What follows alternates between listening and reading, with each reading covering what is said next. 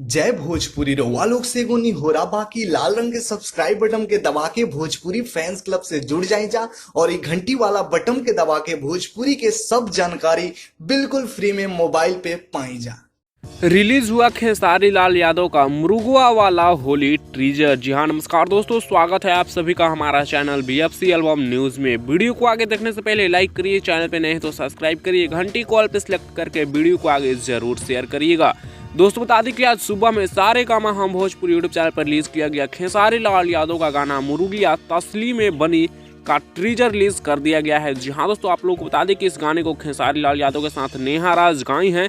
पारुल यादव गाने में खेसारी लाल यादव के साथ नजर आएंगे। कृष्णा बेदर्दी जी का लिखा हुआ है और म्यूजिक भी इन्हीं का है। मुरुगिया तसली में बनी जो कि न्यू ईयर सॉन्ग आया था, उसी पे ये भी गाना होने वाला है। होली सॉन्ग होने वाला है, काफ़ी ज़बरदस्त सॉन्ग होने वाला है।